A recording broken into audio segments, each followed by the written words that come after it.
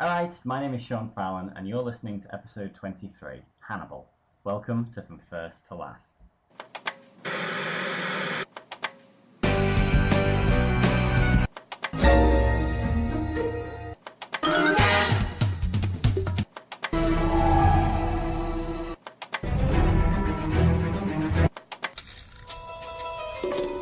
Hello again, and welcome again. My name is Sean Fallon. This is From First to Last. Today, my guest is a writer. He's an Australian, and he's a cannibal. He is Keith Gow. Gow. Keith Gow. Okay. Good morning, Keith. How are you? Good, how are you? Good. What show did you pick for us today? Hannibal. Poor, belated, gone too soon Hannibal. Hannibal only ran for 39 episodes from 2013 to 2015. So, Keith, what is your experience with Hannibal? Well, I'm a big fan of The Silence of the Lambs, the film, and the books actually as well. So my experience was I was quite nervous about this show. I didn't think it would be any good. The whole idea of doing a prequel series didn't make much sense to me. And yet, when I heard about the casting, I was very intrigued. Yeah. And from the first episode, I was sold. But Yeah, the yeah. idea of it seemed very strange. Yeah, that's very. I was exactly the same. Like, I think I saw it was. I just saw it was announced. Like, oh, they're making a yeah, like you say, a prequel series to Silence of the Lambs. I was like, nah, this is unnecessary. It's just gonna. They've already gone back to the well a few too many times.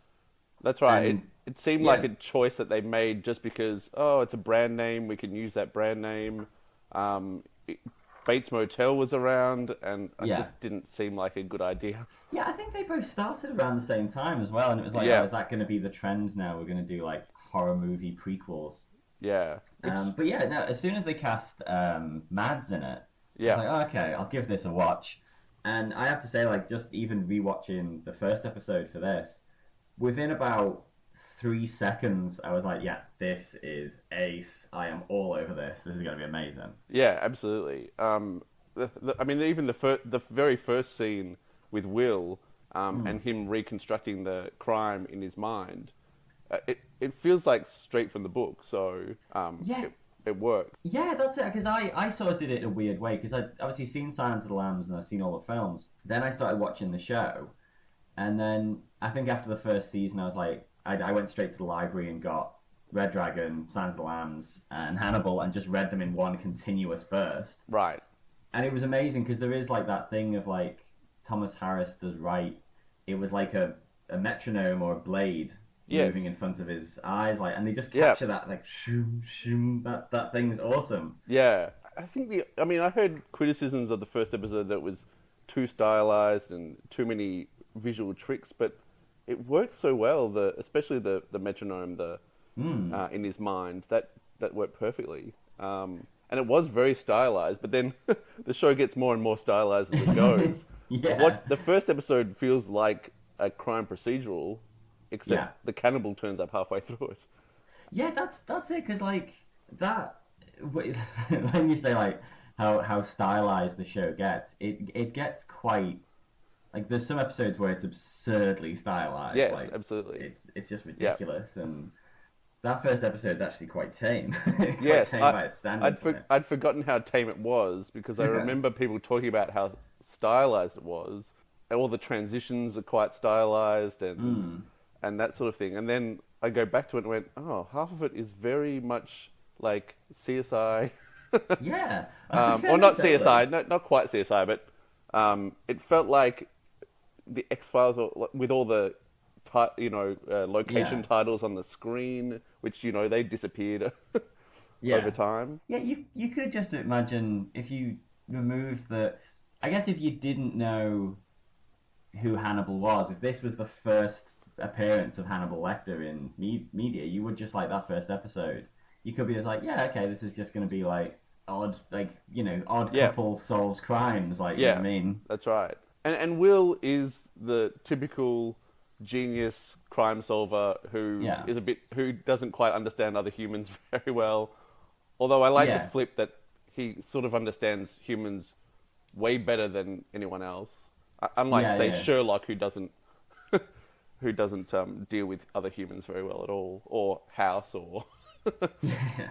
Yeah, well, I made that note because I think like like you say, there's so many of those characters. Like, I can't think who the Aussie guy is, and he was in that show. Was it The the Mentalist? Mentalist. Yeah, Yeah, and there was The Mentalist, and there was Psych, and there was, like you say, Sherlock and Castle and all that. Like, I feel like Will Graham he's the least sort of, he's got the least sort of like ticks, like little character things. He does feel a bit more realistic because he doesn't, like you say, he can sort of have a conversation with people. He's not, because sometimes I have that with when I'm watching Sherlock. I'm like, yeah, yeah, I get it, mate. I get it. yeah, yeah. It's done. It's established. I Yes. understand what this is like. Absolutely. Whereas Will feels like someone. I mean, Hugh Dancy does so well with. I never feel like he's hammy, like, but he's very twitchy. Like he's such a, Yeah. he's always right on the brink of snapping. Like, Yeah, which I thought was a brilliant portrayal, really, because he found that balance somehow.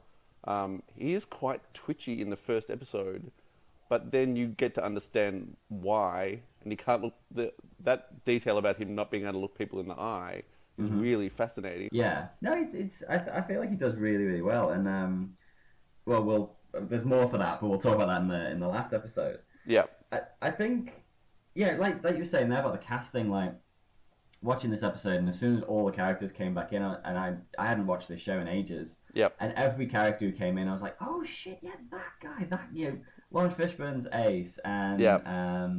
I can't think of her name, but she plays Alana Bloom. She's amazing, and then Yep. all the sort of like forensic techs are Yes. so good. yeah, yeah, Like they really sort of stack the deck with just fantastic characters and fantastic actors. yeah, absolutely. Yeah, no, just fantastic. And I think the interesting thing with this first episode is they don't try and pretend that you don't know who Hannibal Lecter is. Yeah, Like, they don't sort of go, okay, well, some people might not know, so they'll get a bit of a twist. It's literally like Will works out that the Minnesota Shrike is eating people, and he says he's eating them, and it smash cuts to Yes. Hannibal eating a meal. It's not Yeah. like there's no subtlety at all. It's like, nah, you know who Hannibal Lecter is. Let's go for the nice visual, Yeah. visual for it. absolutely. And also the music that is playing at the same time, the operatic music, which is straight out of Silence of the Lambs. Yeah, yeah. It's just a beautiful, beautiful start. And Yeah, but- it's halfway through the episode before he Yeah, I appears. think that's clever as well to sort of like, yeah, leave that for the reveal. So you establish, Graham and Jack and all them together. Yeah. So, okay, now we're going to introduce this X factor that's going to be, because it kind of like, it's Brian Fuller saying, yeah, we can make a pretty cool stylized crime show, Yeah. and we also have Hannibal Lecter in our pocket. Yeah, We can absolutely. drop that whenever we want, which is cool. Yeah. I think, like you say, the stylized thing and the visuals. I can't really think of another show that was ever this like consistently gorgeous. No, I don't think so. I can't believe they got away with it for 3 years and kept pushing the envelope every year. Yeah. The other thing was the music in the first episode is quite tame because by the Yeah, yeah. last episode, it's Yeah. discordant and it's not pretty. It's quite unnerving, the music eventually. But Yeah. in this first episode, it's quite understated with that operatic sort of lush kind of thing going through it. But then by the last episode, the music is completely different. Yeah, because there's definitely some episodes of the show where the music is just like someone dragging their nail down like a violin string Yes. for the whole episode, like, Yeah. and it's almost unbearable. Yeah, Like I remember reading an interview with Brian Fuller, and he said like the directors of the series, he would just say to them, right, this is your chance. You're gonna try and make the most pretentious movie you've ever Yes. made every time. yeah, Just try and go for it. Like, I will say, when I watched like the third season, the show, when I finally caught up, the show had already been cancelled. right. And when I was watching those first like 4 or 5 episodes in Florence, Yep, I was sort of like, yeah, this is why this show got cancelled. This is why people turned off, because Yeah. you couldn't win over new viewers with that. Because No. so much of it was like, I remember at one point, I think Hannibal or Bedelia or someone turns on a tap, and it's just like, and like that slow water and the music, and I was like, oh, okay, fucking hell, I get it. yeah, Move yeah, on. absolutely. Um, But the start of season 3 is so much like Hannibal the novel. Yeah, yeah, And Thomas Harris, went that way. yeah. That He was took the it. story in that sort of very operatic direction where it was all about Hannibal and about his life in Florence. Yeah, So no, it that was fit, it worked, but yeah, it wouldn't have brought people into the show. yeah. Because that last season's so weird. Because I got through those Florence episodes and I was like, oh god, that was an absolute drag. There was some really hard stuff to watch. Yeah, And then obviously that ends, and then the Red Dragon starts, and it's the best thing the show's ever done. yeah, yeah, You know, absolutely. that last season is such a weird thing in contrast of like very slow, pretentious, and then just like because it's weird as well because the Red Dragon thing is so I can't think not dedicated, but it's so true to the book. So true. Like Yeah, like they don't really veer off that often until like towards the end. yeah, And even though I've seen that story, I've read it, I've watched Red Dragon, I've watched Manhunter. yep, This was still the one I was like, oh god, this is genius. Like even though I knew pretty much beat for beat what was going to happen. yep. It was Very very good. very. But yeah, not to jump straight to the last episode just No, yet. no. Yeah, this episode. I'm trying to think. It does. So this episode also introduces something that is like a massive selling point for me on the show. Was like I've written down a note: the murder tableaus. Oh yes. So you know when like it's the stag's head in the field and Yeah. the woman's just pierced on it. That was just something this show did so well of like, because reality was like don't worry about reality. Reality's a whole different thing. Like because Yeah. like some of the sort of things that they arranged when people died, you're like that would have taken hours for someone to Yes. do. Like, Yeah. I think just there's absurd. there's the one where there's just a whole stack of bodies on a beach. It's like that would have taken a week for that guy to do that. Yeah, and the guy they catch is like in his 60s. Yes. And it's just like, yeah, it's fine. Don't Yes. worry about it. I trust they know what they're doing. Yeah. At least in the first episode, it's just a woman impaled on a stag's head. Yeah. Well, the one that always sort of stuck out to me, and I still sort of think about it sometimes, is the angels. Yes. Like That- that thing that- is just absurd. Absurd and very hard to watch. It creeps me out. The skin wings. Yeah. I can't Well, believe that was on network television. Yeah. Well, that's it. That was the thing. Like this, this is also like I say, never seen anything as gorgeous as this, and never seen anything on network television as violent as No, this. absolutely. Like even this first episode, like Hobbs like they're slitting his wife's throat, slitting Abigail's throat, and all that. Yeah. And it's not like it's not subtle. It's not hinted at. No. Abigail has a hole in her neck, and you can see it all, like, Yeah. which is incredible. And that whole thing of like the show sort of relished in like what they could get away with, and I think like they got away with more than they expected sometimes. Yeah, absolutely. And the scene with Will recreating the crimes and seeing him recreate the murders and that sort of stuff, it really puts you into his head. Yeah. And the fact that they don't pull back on the violence makes you understand him better. So I think it's great that they use that to actually get us into his head, rather than it being too unrealistic. You understand why he's the way he is. Yeah, that's it. And like, again, it's first. Obviously, it's the first like 2 minutes of the show, and you're essentially your hero. Yeah. You just watch him just murder a family Yeah, in his mind, like, and all that, and you're like, I think that's a big ask for people to sort of get on board with, but they do it so well, and it's so clear that it's. They say it's him recreating it, but it's not like him watching it from a distance. He is, he's got the gun in his hand. He does the whole thing. yeah, No, that's amazing. And again, that sort of just gorgeous thing of like you say, the metronome going past and all the blood like jumping off the wall and all that kind of stuff. No, just gorgeous. yeah. On the DVD commentary for the first episode, Brian Fuller talks about that murder being Francis Dolarhyde's first murder. Okay. He wanted to place he wanted to start putting the seeds of Francis Dolarhyde in the series, and I think Okay. they don't actually connect those dots. Eventually, I think he said he ran out of time, but he had too much to pack in. Yeah. But it's an interesting idea because they are killed in a similar way, but not exactly the same. So it's like it was a practice murder. It was it was his first test to see what he could get away with. That's pretty amazing. Yeah. I do like that, a bit of early seeding. Yeah, and I think that's pretty good. I think Fuller wanted to, start seeding Silence of the Lambs as well, but he couldn't. He wasn't allowed to do that. Yeah, that's it. Yeah, that was always a bit of a weird... Because I think it's sort of... It would have been interesting to see how they would have done Silence of the Lambs, because they would have had to... Because they sort of did do a lot of the idea of, Hannibal on the other side of the glass and people talking to him, and then they flipped it, obviously, and there was, like, Will on the other side. Yeah. I think it would have been interesting to see what they would have done with that. Yeah. I mean, they took elements of that story as well and placed it through the series. So I'm not sure what they would have done with that story once they got to it. But I still, really wish they'd been able to get there. Yeah, that's it. And just sort of... Because I know Fuller did say he wanted Ellen Page as Clarice. Yes. Which would have been very cool. Yeah, yeah. If you look online, there's still hope that the show is going to come back, apparently. Yeah, so yeah. who knows? He's only doing 100 different things, so... Yeah, that's it.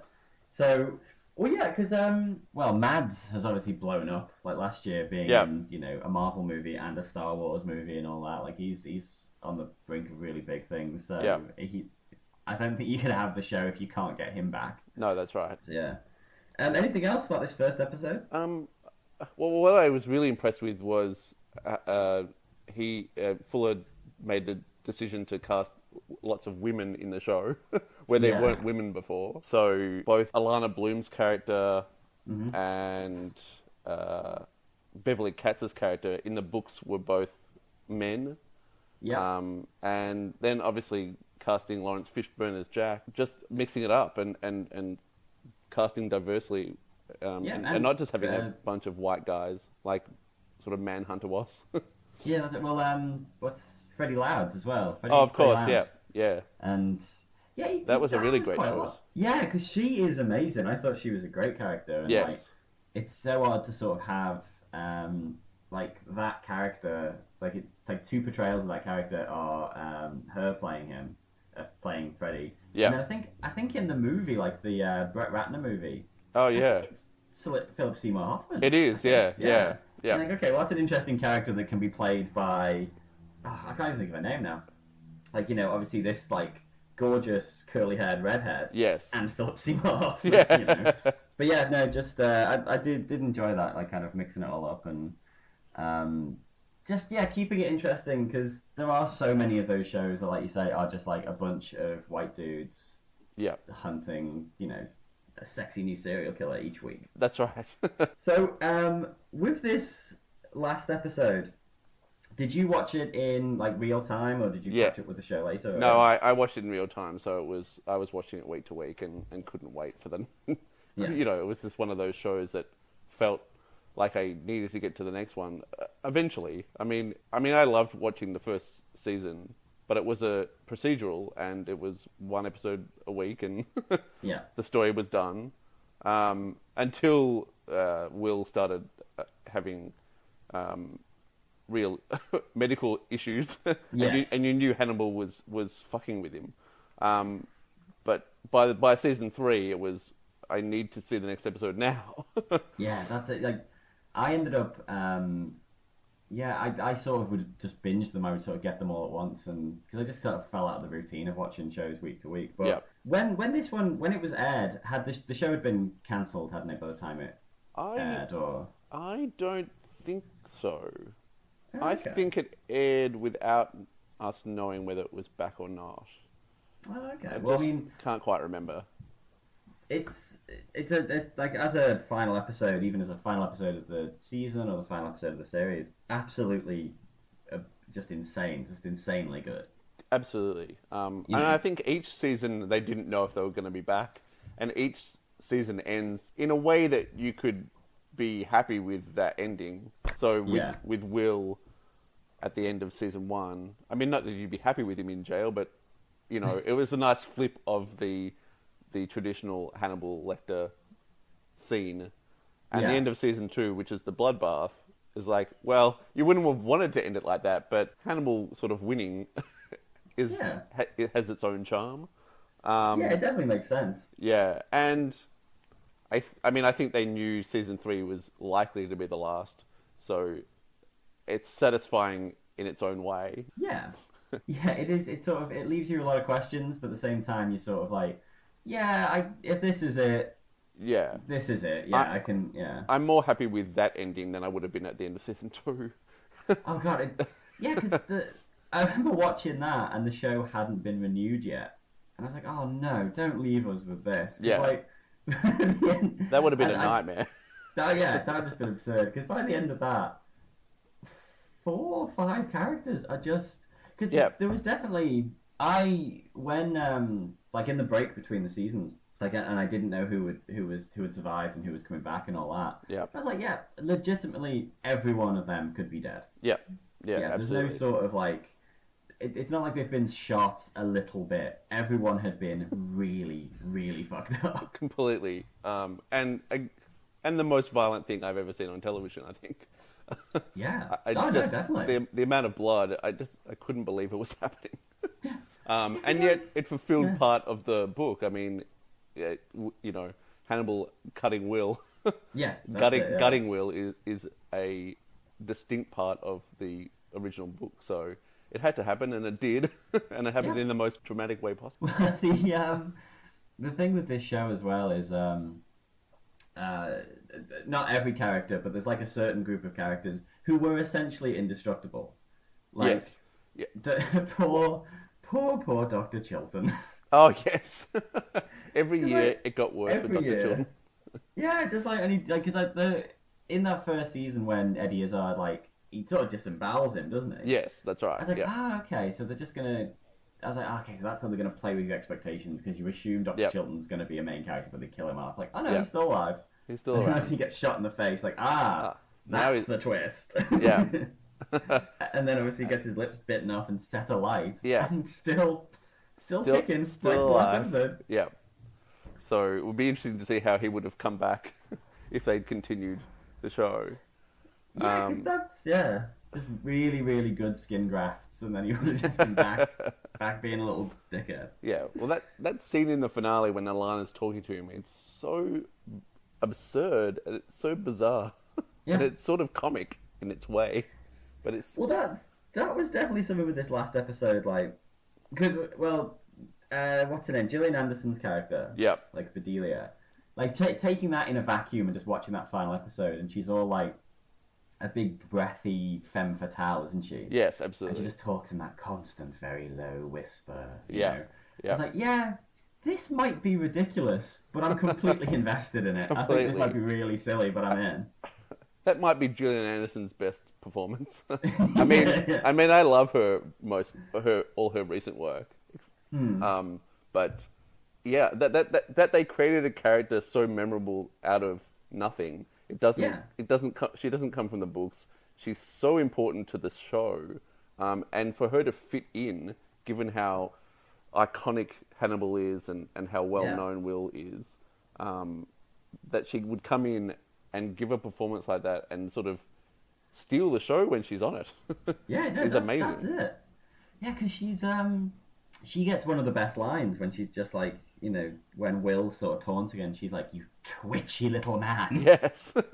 just like, you know, looking all glam with the big hair and the glass of scotch, like she's in some 50s movie. It's Yeah, like, yeah. Back to your whore. Just amazing. And I know Brian Fuller referred to Will and Bedelia as the brides of Hannibal. yeah, no, that makes sense. Yeah, and so when they get together, they just bitch about Hannibal. And it's absolutely true, but in that very Yeah. heightened, stylized way. Yeah, no, that last meeting is incredible because it's so ridiculous that, you know, he's saying to her like, meat's back on the menu, and Yeah. then she's like telling him off.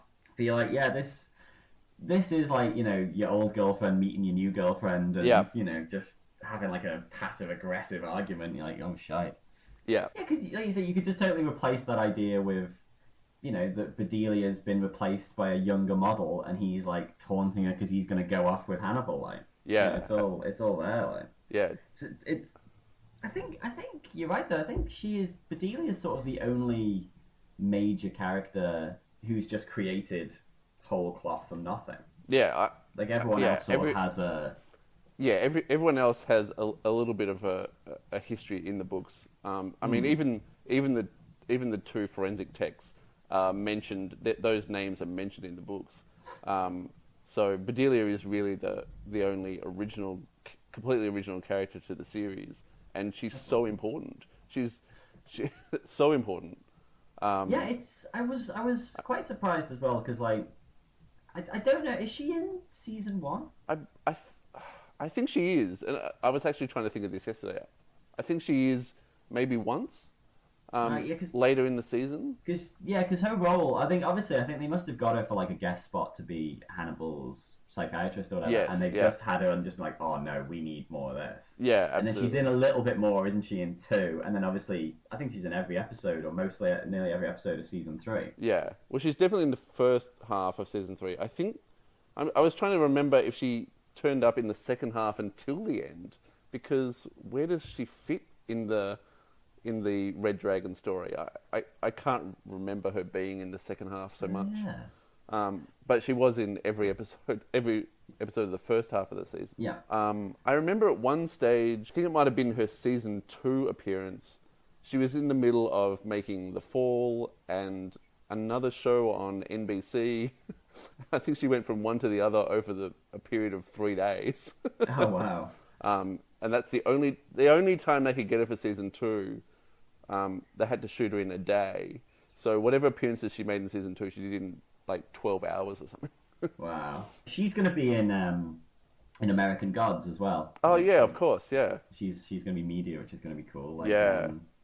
I'm very intrigued, just to sort of go off Hannibal for a second, but like American Gods, it's a lot of the same writers and a lot of the same directors. Right, yeah. As this. So I am intrigued because there's a lot of like crazy mythical elements, and I'm wondering if it's going to be the same sort of stylized madness, and Yeah. I'm intrigued to see how that works. Well, I because- imagine with Brian Fuller, it's going to be some kind of stylized madness. I mean, That's it. all of his previous shows have been stylized in a way.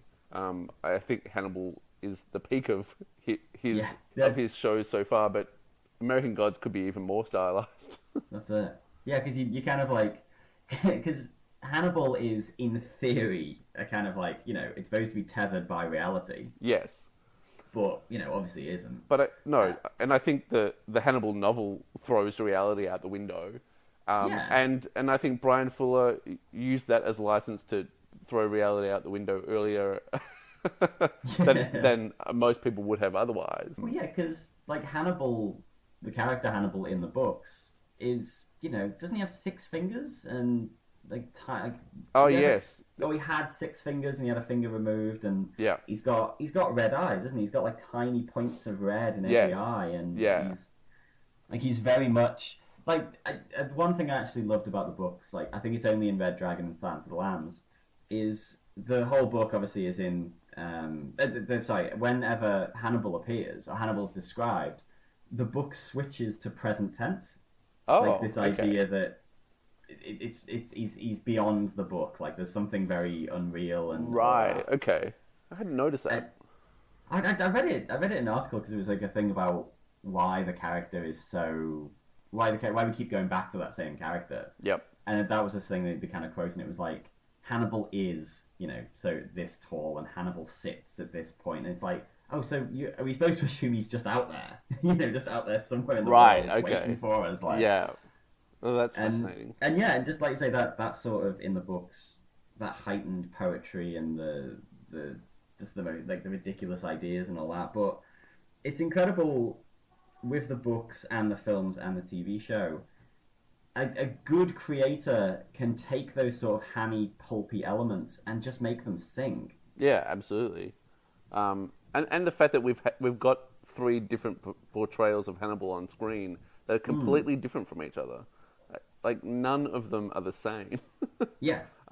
Which is awesome. Yeah, because I imagine that would be, obviously like Brian Cox, I think I remember reading a thing, and he said he just based his performance on his own son. Like his own son had just come back from like the summer at some posh boarding school. Right. And he was very sort of like, he was very posh and he was a bit switched off and all that, so he based it on that. And when you watch Manhunter, he's a bit of like just a petulant child, isn't he? Yes. Behind the bars, and then obviously Anthony Hopkins is a force of nature in Silence of the Lambs. Yeah.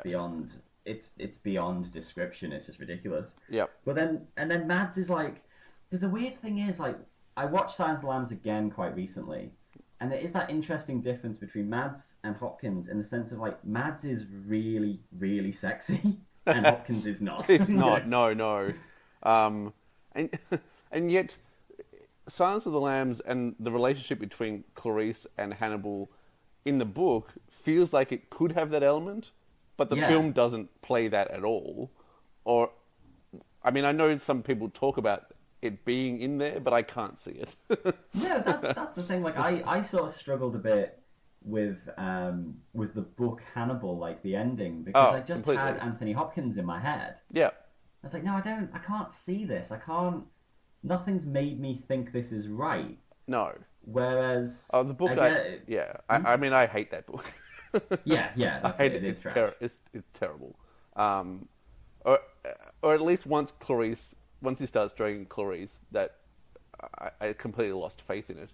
I think the first half of the book is quite good, and the film does a better job at telling that story, I think. Yeah.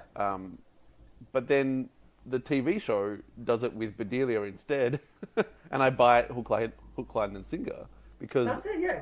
Because that works for that character better than it does for Clarice. Yeah, and there's no sort of like I think the thing that the show does, and again it's pretty brave, they never try and make Hannibal sympathetic. You know, he does some things that sort of help other people, but for the most part he is constantly out for himself and just to fuck with people and see what happens. Yeah, absolutely. And, you know, like, I think you're right, definitely. Once the book Hannibal started, like, turning him into a bit of an anti-hero and trying to make him a more sympathetic character, I lost interest in it. Yeah. Because the thing that made Red Dragon and Silence of the Lambs so compulsive was he was the devil. And he was out for himself, and he was unpredictable, and you never knew, you know, he had no allegiances, and he was just killing time behind in a prison cell. Yeah.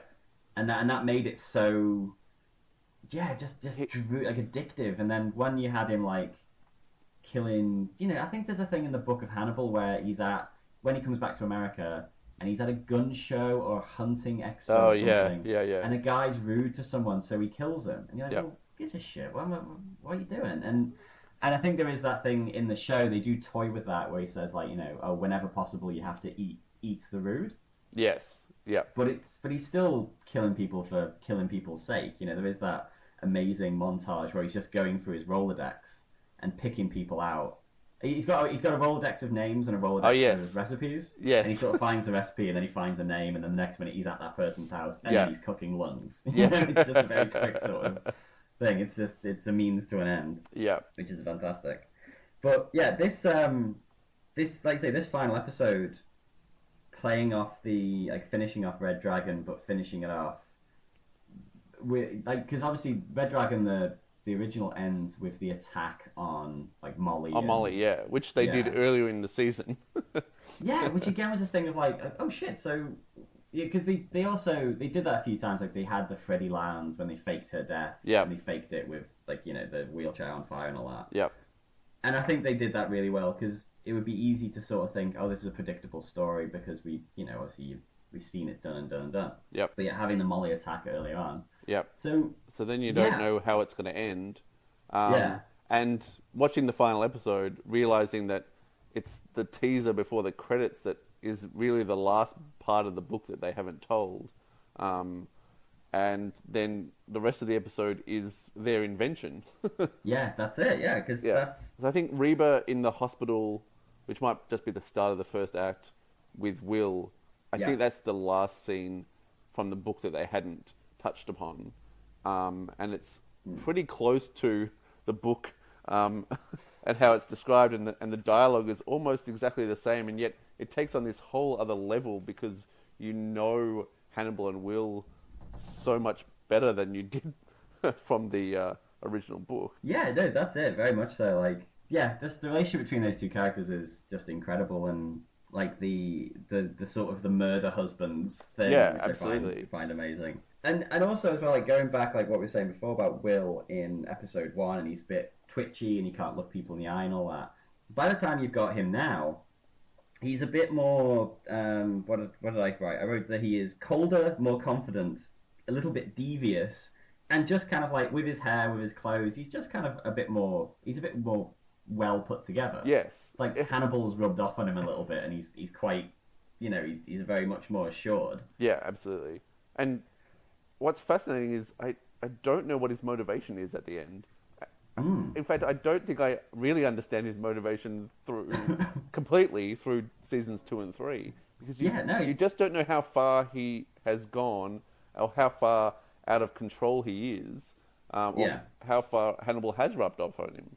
Even to the end, I don't know what his motivation is. Yeah, that's it. Because like, or how much he's been sucked into the whole "let's be a murder husbands team together." Yeah, that's it. Yeah, because that final scene with the red dragon is so impressive, and yet do we want our main character to have gone that far? Yeah, we kind of do, but yeah, I mean, there is a sort of thing of like, well, I'm intrigued to see where this goes, but at the same time, you're like, yeah, but Will's the good guy. You want him to come back from the dark, but yeah, I don't know. I think, but he almost, he has to go that far to be able to get that close to Hannibal to do what he does at the end, or to do, I mean, I don't know whether he planned the whole escape thing in detail. I don't know if he knew that that's how Francis Dolarhyde was going to interrupt the transport and all that stuff, because he is playing games with everyone. Will is playing games with everyone by that point. He's the one that knows everything. And no one else knows as much as he does. And yet, what's his end game? I don't know, which is fascinating. Yeah, well, I mean, that was the thing with the show. It's just an incredible thing to have this established story that we've seen a bunch of different times, and you can go and just read the book from cover to cover and have the whole thing. And then how unpredictable it was. Like, because Will, I mean, especially, like, the end of, like, the last couple episodes of season 2, where him and Hannibal are, like, really close, and they're right, like, they're almost partners by that point. Yep. But you're like, well, is this it? Is Will gone? Or is this part of a scheme? Is it this? Is it that? And then... That's right, because Will sets up a murder tableau in season 2, and it's like, how does he justify that to himself? Yeah. And how do we stay sympathetic to that character? And we know that he killed that guy out of self-defense, but then he's desecrated the body. So it's like, this is... I don't know how to feel about this. and also desecrated it in a way that would have taken 4 days. Absolutely, yes. And we already know Hannibal's some kind of cannibal superhero, so he's indestructible. He moves faster than anyone can move. It's a scene with Beverly. When he kills her. Hits the light, and then it's just No, it's this. I mean, this episode is it's like you say, it's amazing to have like just very quickly at the start. There's only like 10 minutes just to wrap up Red Dragon, the book. Yeah. And then it's like, okay, well now we're going to finish off or whatever with Will and Hannibal. Yeah. And there's that trope of like, the good guy on one side of the glass and the bad guy on the other side of the glass is it's so played out now because it keeps happening over and over again. Like we keep seeing it in films. But it's still so good in this show. Like the conversations when one of my favorite things in the show is like Hannibal's always been pretty cool and calm and all that. And when he just threatens Alana and he's like, no, when you decide to be brave in my kitchen, you belong to me now. Your children, your wife, they belong to me, and I will come collect. Yeah, right. He's never been that sort of outrightly threatening to anyone. It's like, oh shit, that is terrifying. Absolutely. I'm really impressed with how they found a way to make those. Well, I mean, designing the cell to look the way it does, this sort of amazing sort of Baroque style office that they've turned into this cell for him to sort of placate him in a way, and yet those scenes, they are straight out of the book, in many cases, and yet it's still fascinating to watch it because it looks so different. It looks so interesting, and he's not just in the cell with white walls or blue stone or whatever. Yeah, and you have the thing as well of like the memory palace. So like the start of this episode, Oh, of course, a few times this episode, yeah, they're talking, but they're talking in church, aren't they? yeah, yeah. Like I think it's in the first episode, not the first episode, like whichever episode is the first like Red Dragon one, and I think you see like Alana and Hannibal sat at a table drinking wine, and then as the camera sort of pulls round, you see that they're on actually other sides of the glass. Oh, and that's she's right. She's drinking wine, and he's just watching it. Yes. Yeah. You know, and it's that kind of thing, just to sort of keep you off balance and all that. Yeah. I mean, that was I don't think we'll see the likes of this in terms of like a show, because there are other shows that were like cool. Like Breaking Bad was always one that was like coolly stylized. They would do interesting things, but so many times, like if you just see a screenshot of an episode of this show, you're like, oh fuck, I could just mount that on the wall. Yes. You know, put it in a frame, put it up like. Well, I wonder if the new Twin Peaks might get there. Yes. If David Lynch has been allowed to do whatever he wants to do, I imagine it will be quite stylized. Yes. In a different way, though. I don't think it would be. I don't know how to describe it, but I mean, Lynch. Well, I mean, some of his films have quite violent moments in them as well, I suppose. I can't think of anyone else who would try to be quite so stylized and try and take reality up a few notches. Yeah, that's it. Because like, I mean, I think by the end of the show, you've got Will has been stabbed in the face. Yep. And the stomach, I think. And the stomach. I think he was cutting the Red Dragon. I don't think he got. He may have got stabbed in the side again. Yeah. Yeah, I think because he gets. Yeah, because I think he's got. Because there's definitely a scene when he sort of stands up and there's just blood pissing out everywhere. Yeah, right. And then obviously Hannibal gets shot in the stomach and kicked around a bit. Yeah. And then they're both kind of holding onto each other and they fall off the cliff. Yeah. And there's not a single doubt in my mind that they both survived. Oh, of course. Yeah. From this show, like, yeah. I'm like, oh yeah, no, they're fine. They've hit the water, they've got up. Hannibal stitched them together and they're off. Of course, because they're superheroes. Because they're superheroes, yeah. In some way. Well, I mean, one of the themes of the book and the story of the Red Dragon is he feels like he's becoming the dragon. Yeah. But we don't even know what is Will becoming. What is Hannibal's ultimate, what's his ultimate appearance, or what's he turning into? Or is that it? Or is that it? Hannibal, yeah. He's just the Eastern European aesthete who likes to eat people. Is that enough for him? I mean, that sort of watching this show, I do have that sort of thing of like kind of like jealousy towards Hannibal, because I'm like, I will never be able to wear a suit like that. And no, I can't play as many instruments, and I can't really cook that well, and I can't draw that well, and I can't write. Just like, oh fuck this. Yeah, Hannibal can do everything. He's such a Mary Sue. Yeah, that's it. Yeah. The cooking scenes in this show throughout were always just like, because I remember like showing it extraordinary, yeah. Like showing it to my wife and being like, oh, watch this bit here. I think it was when he threw the egg up in the air and he got it split on the knife or whatever on the thing. Yeah, and Mads did that. Yeah, God, that's something I don't even want to try and do that. No. Yeah, and that they had a food decorator, like specifically hired just for those scenes, and to tell them how you might use a body in all these different varying recipes. Yeah, it does. Fascinating.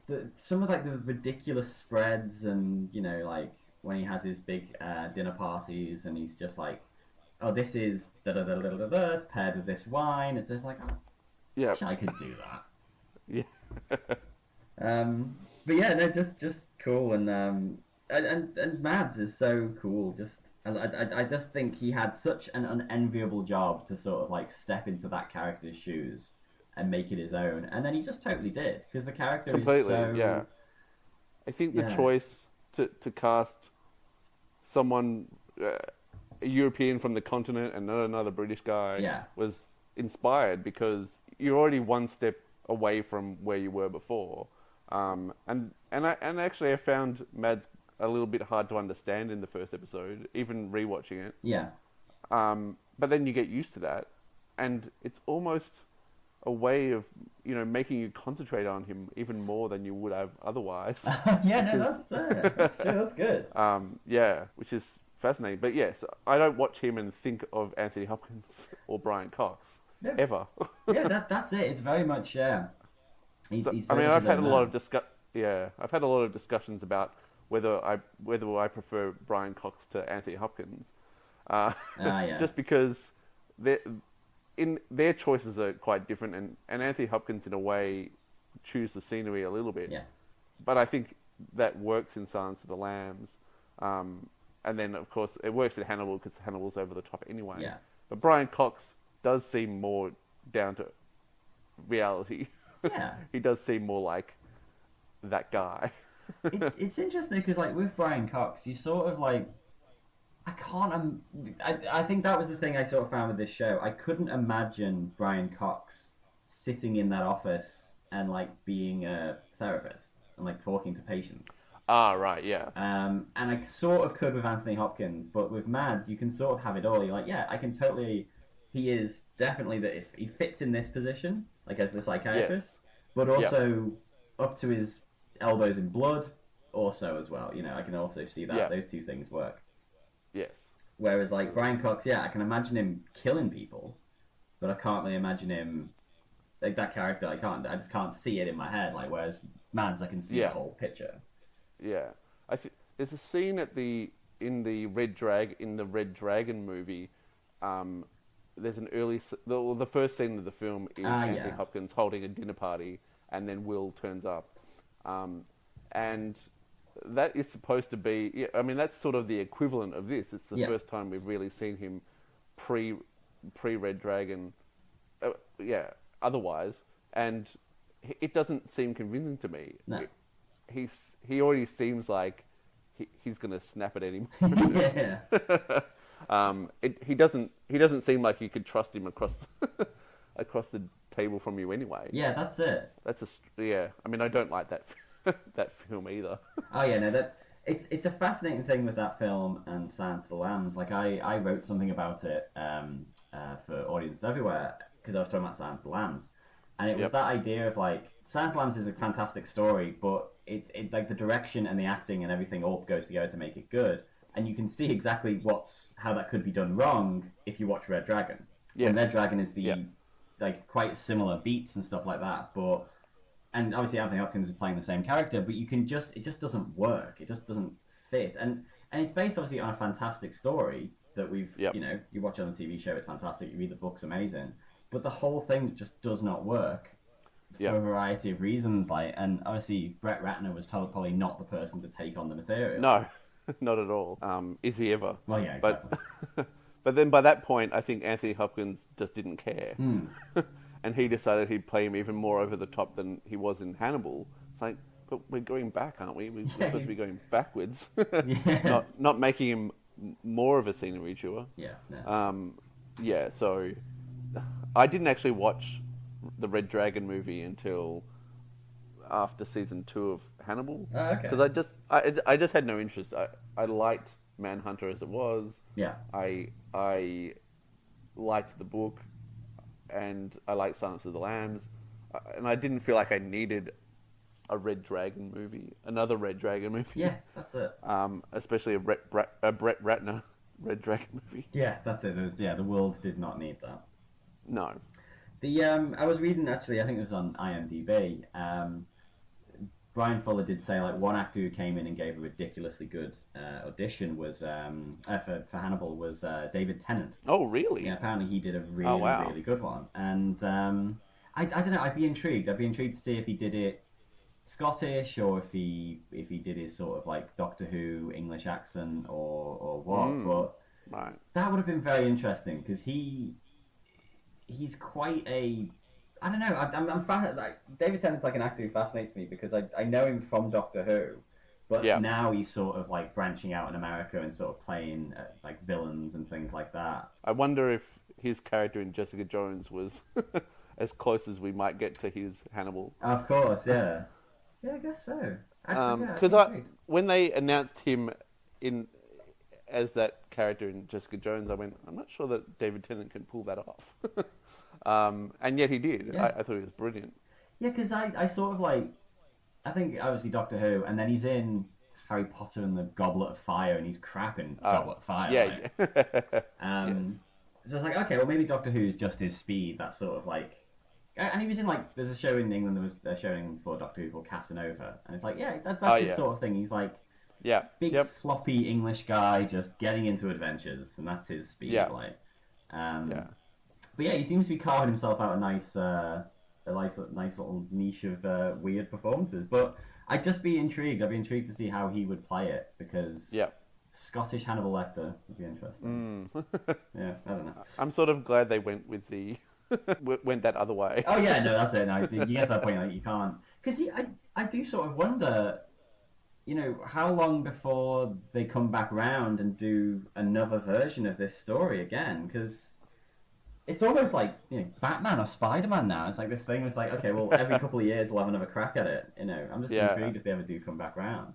I mean, I'm hoping Brian Fuller gets to do some more in some way Yeah, in the next few years. And so hopefully that holds off them trying to reboot or yeah, do another Silence of the Lambs or whatever. I mean, I think whoever owns the rights probably should hold off for a long time. yeah. But I always think that. Yeah, true. That's it. I always think we don't need another Spider-Man, and yet they bring in this new kid, and Yeah, always going to keep I really coming want to back. see that. So Yeah, yeah, we don't need more of these things, and then they have more of them, and they make tons of money. Like, oh, fucker. oh Okay, yeah, keep it coming. So, yeah, I was intrigued by what you thought. What do you think the next season would have been? It's Brian Fuller sort of vaguely talked about it.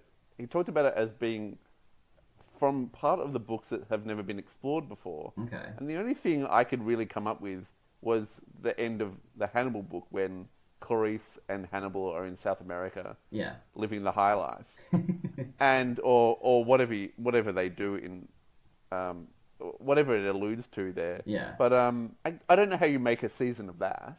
I don't know how it Yeah. doesn't become like the start of season 3 again. Yeah, with- well, yeah. yeah. And yet that's all I can think of. If Hannibal and Will have escaped, and everyone thinks they're dead, I don't see what else. I don't see really where the story goes. So I'm not really sure. I mean, I want them to come back and do Silence of the Lambs, Yeah. but I don't know how you get there yet because obviously we need to get Hannibal behind bars. Yeah, it's nuts because, like, well, and also as well, actually, a question, this might be a silly question. You know, after the credits, we have the scene with Bedelia. Ah, yes. Now, I've read quite a few people who have interpreted that as she has cut off her own leg, prepared it, and it's just like, well, you know, fuck it. He's going to get me sooner or later. I might as well just be ready for it. It's like, no, Yeah. that is 100% not what has happened. Well- The show's ridiculous. It's not ridiculous enough to make us think that this woman can cut off her own leg and then with one leg prepare a meal. That's absurd. Yes. So it's obvious that they've survived, murder They've husbands, survived. and they're Yeah. going to kill off all the different. I guess they're Yeah. working their way through. Absolutely. But I was intrigued by that theory only because I liked the idea that she wasn't just sitting around. I mean, she's still in the same house that she was earlier in the episode. Yeah. So she just stayed there waiting for them to come back. That's it. or did she think they were actually gone, so she was going to be okay? And then they turn up and cut her leg off for Yeah. her and serve it up. Well, there was that thing of like, I saw someone who was like, well, you know, she's a doctor, so she could do that. And she's like, no, but she wasn't a medical doctor. She wasn't a No. surgeon. And even No, a that's right. surgeon would probably struggle to cut off their own leg Their own leg. Yeah. And then cook it. and then cook it. I read a whole long discussion of how did they cook a whole leg? Like, Did they do it in a pit out the back somewhere? Yeah, that's Who's got an oven? Even Hannibal doesn't have an oven big enough to cook a leg in. yeah. No, you're gonna need a spit. Definitely, Yeah. that's spit work. Absolutely. Yeah, yeah. That's. Oh, I guess But you do it. Maybe you could do it in two halves. two halves Like, and then tie it together. yeah, sort of put something. Yeah. Yeah, It's somehow. got it's got some nice vine leaves tied around it, so Yeah. perhaps it's hiding the cut.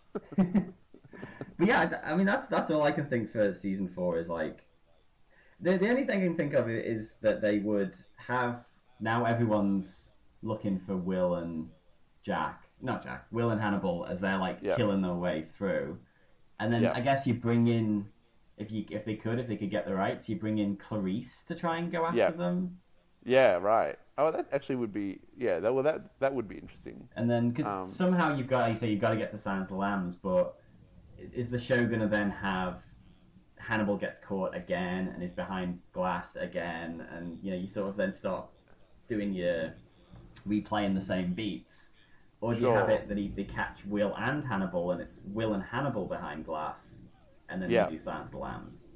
Yeah. Yeah. I think that's the only way that works is if they're both behind bars. Yeah, I mean that would have been amazing.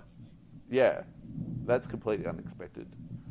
Yeah, and just and go all in on it, and don't be like, oh, okay, Will's gone to the dark side, but he can be redeemed. Just be like, no, this guy might have always been like this, and Hannibal Yeah. was just the X factor. Like, if you'd got a different therapist, this wouldn't have happened. But you picked Hannibal, and now this is where we are. That's right. It's amazing. In the first episode, I think Will says to Hannibal, "I don't find you that interesting." Yeah. And the story arc that takes them to the edge of that cliff at the Yeah. end, it's like he's gone from "I don't find you very interesting" to almost "I love you." Yeah, that's it. Yeah, just Almost. But and yet we still don't know we still don't know how he feels. We just know that he knew that was the position he had to get him into. yeah, no, just To either capture him or kill him, and yeah, yeah, yeah, because everything is so ambiguous. Because like, obviously, they're holding on to each other at the end. Be like, okay, well, and then they fall off the cliff. But you sort of look at it and it's like, oh, is Will dragging him off, or are they just falling off because they're both injured? yeah, And they both just jump in because they'll survive it because they're superheroes and they can get away. Yeah, it's you got to think that Will doesn't expect to survive that. You've got to. No one looks at that cliff face and goes, "Oh yeah, this is a good plan. yeah, this will be We're definitely fine. going to survive this." Everything's going to be a-okay. This will be totally fine. Yeah, but it also does feel like the Sherlock Moriarty Yeah. thing as well. Yeah. And we all know that Sherlock survived that. Yeah, don't know how. Don't know how, but that's not important. No, that's not. We didn't wait 3 years to find the answer to that one. Oh God. But yeah, one thing actually we didn't really touch on is what's his face? Richard Armitage, like the guy playing Dollheim. Yeah, absolutely. Just amazing. 'Cause I only know him from he's one of the friggin' dwarves from The Hobbit. That's all From I The know Hobbit, from. yeah, right. Well, he was in a show called Spooks. Oh, was that it? Oh, of course. That's Yeah, him, isn't it? yeah. And he's popped up here and there. So when I heard of this casting, I went, "That's genius." Yeah. He's a really strong actor when he's got good material. Since The Hobbit isn't very good material. Yes. Yeah. So, that was really inspired. And again, he takes a character who we've seen before and Yeah. makes something really incredible out of it. Yeah. Very impressive. Yeah, there was just like so much. Because I think the first episode he doesn't even have any dialogue. It's just him doing all that crazy yoga and like bending it, like stretching, and all his skin feel like all his bones look like they're moving and all that. Yeah. And he's absolutely amazing. And also they add in that sort of stylized stuff. So occasionally he just grows wings. Yeah.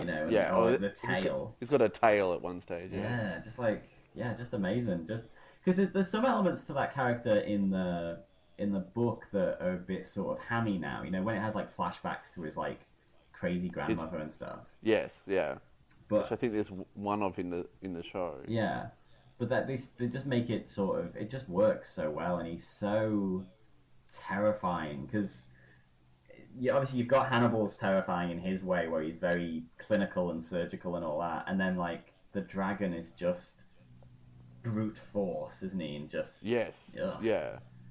And somehow, and yet somehow, like he's this giant guy, and when he's with Reba, he could snap her neck at any moment, but he's really gentle with her. Yeah, that's it. And, yeah, And as much as Brian Fuller likes to talk about that as this great love story, I'm not sure that I quite buy it's a great love story, but I buy that she believes it is. yeah, that's it. She's having this whirlwind romance with this like lovely shy dude, and he's like, I am becoming the dragon.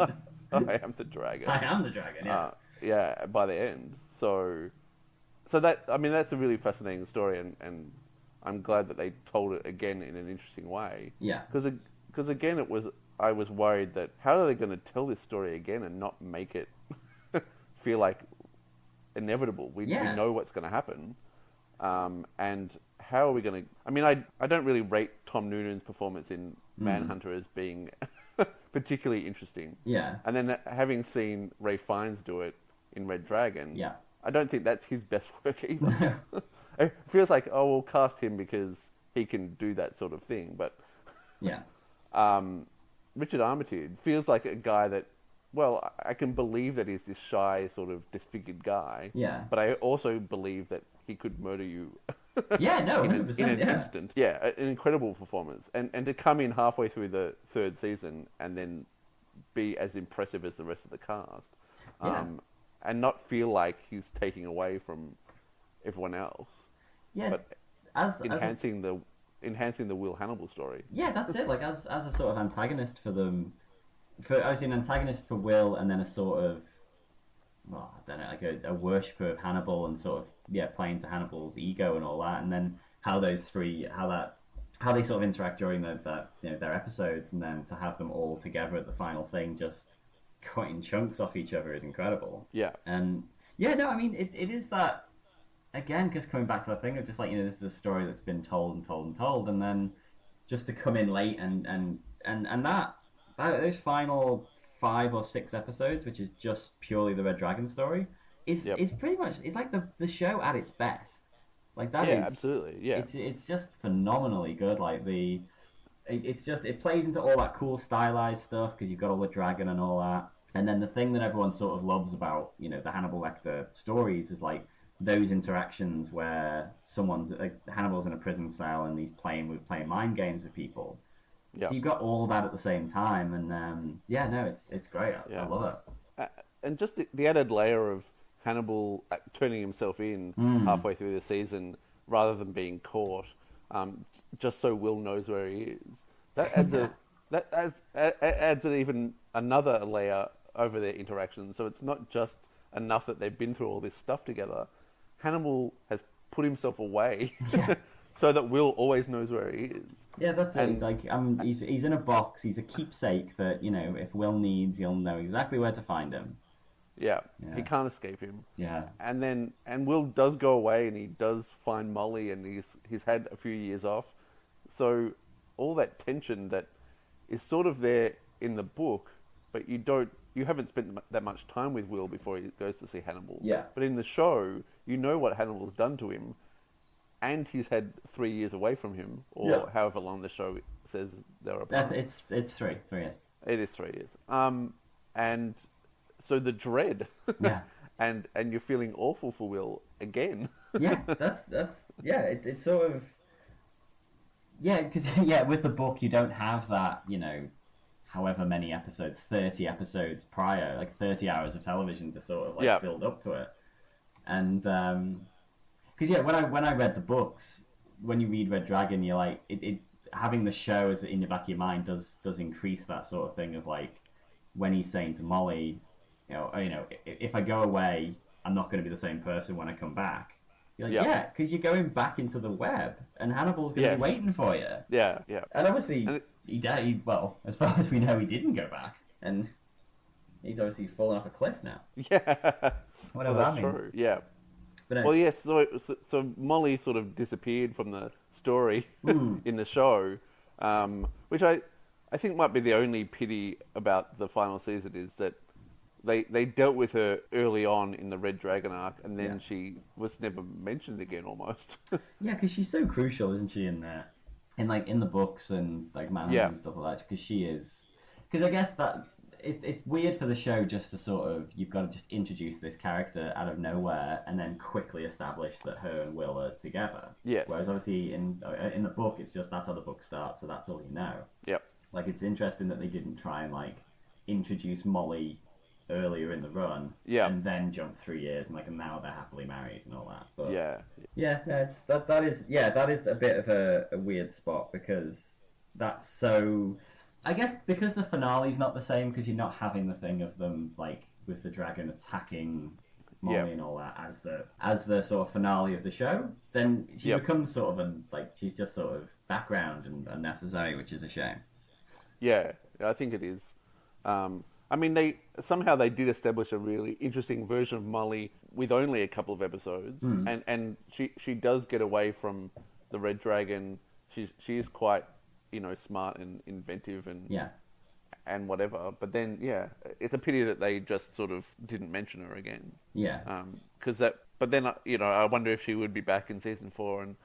Of course, yeah. That would make it all the more complicated. Yeah. Yeah, it's. I was trying to think of because it's weird. I went on Twitter and said to people, "Oh, what do you think would happen in season 4?" And loads of people were like, "Oh, I've got loads of ideas." Didn't tell me any of them.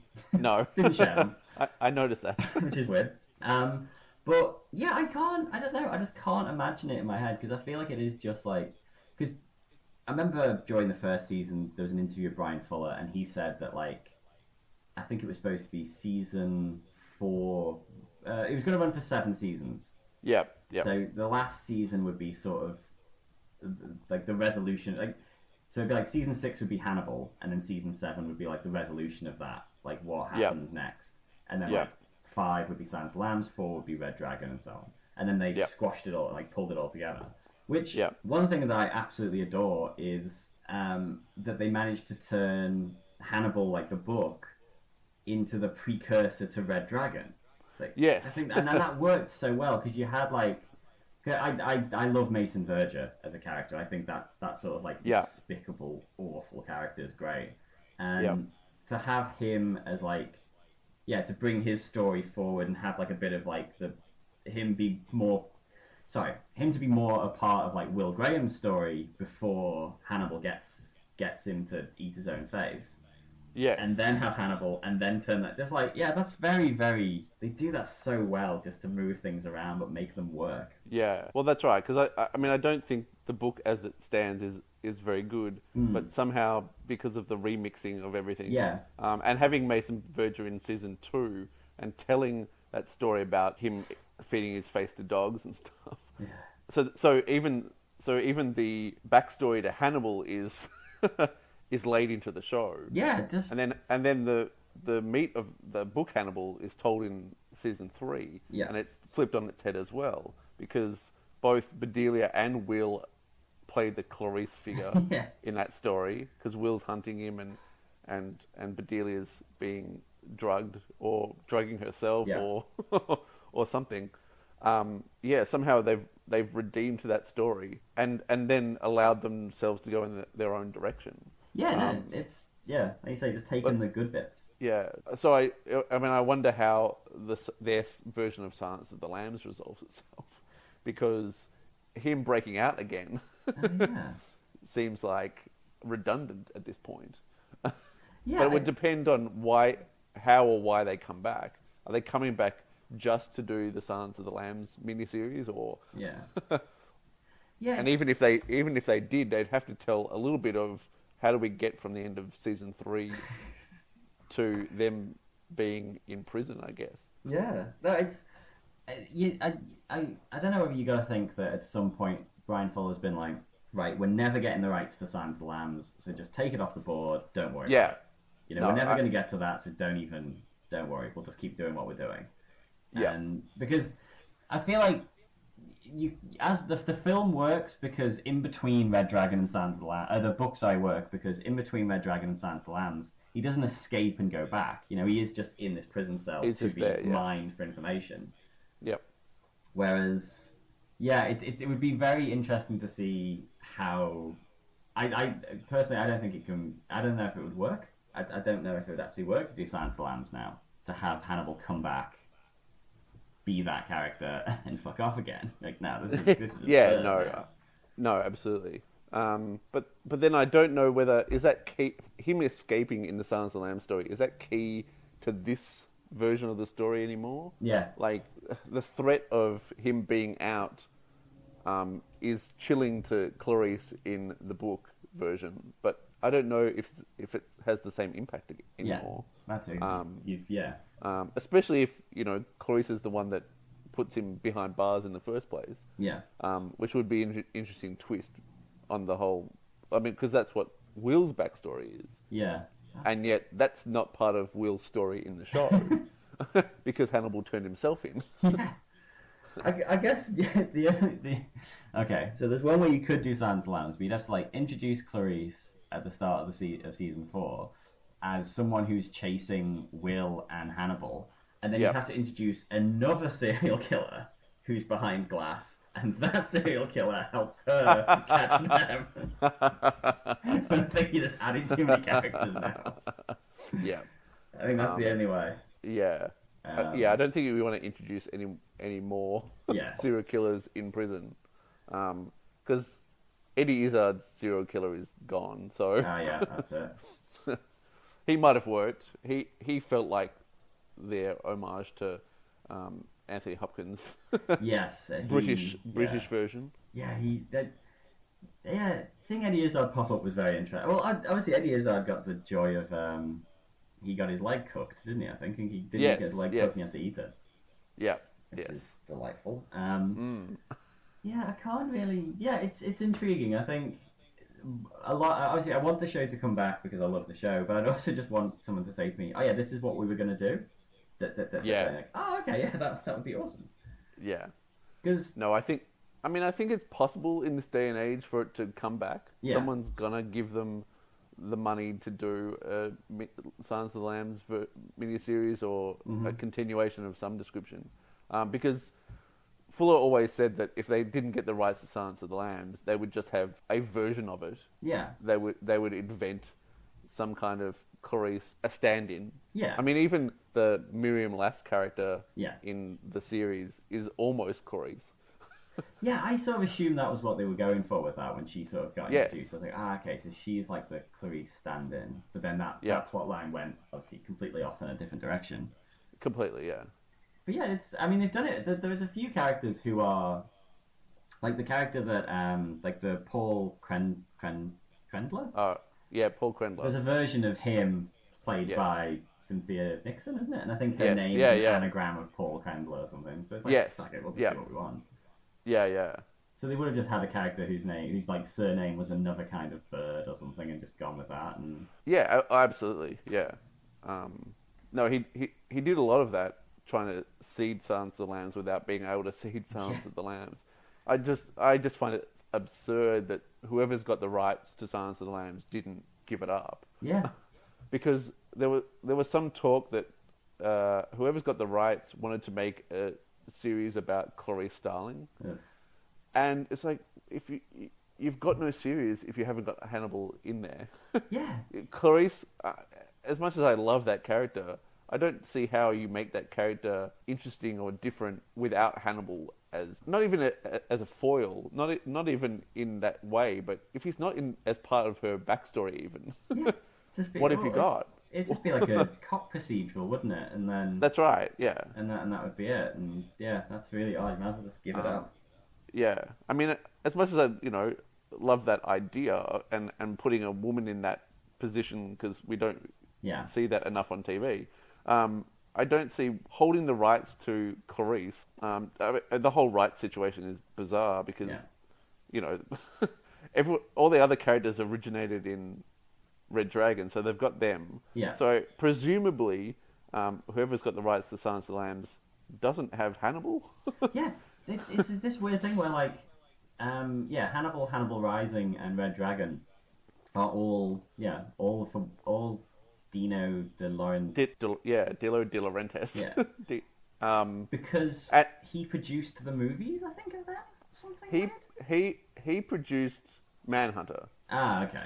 and Manhunter didn't wasn't very successful. Yeah. So when MGM wanted to make, or Orion or whoever it was at the time wanted to make Silence of the Lambs, he just gave up the rights to that because he Right. didn't expect it would do any good. Or Oh, no. or he went, I tried with Manhunter and nobody seemed to like that, so you can have it. I don't care. Yeah. Right. And yeah, Oh, and then of course, once Silence of the Lambs was very successful, he went, how can I make money out of this? I've got the rights to Hannibal and Red Dragon and all that stuff. So he started to take advantage of what he had. Yeah. But it's a pity that the rights are so divided now. Yeah, because it's interesting. I would have liked to have seen, because I think Brian Fuller would have really done well with that, like the Clarice character and all that. I think he has the chops to do something really interesting. Oh, absolutely. Anyway, okay. Anything else you'd like to add about Hannibal? No, I'm just impressed that it lasted 3 years Yeah. on network television. And I wondered if maybe network television was changing a little bit because everyone is watching great shows on cable now. Mm-hmm. And yet that didn't seem to that didn't seem to prove anything. It was its own thing. It didn't change network television. Yeah, that's it. It evolved in a way that I never expected. And it turned from something that I was really wary of into one of my favorite shows. Yeah, same. That was it. Something that I sort of saw, like I saw the headline that said, "Oh, they're making a TV show. It's like a prequel to Red Dragon," and I was like, "No fucking way. That sounds rubbish." And then Yep. now, like, if someone says to me, "Yeah, what TV show should I watch?"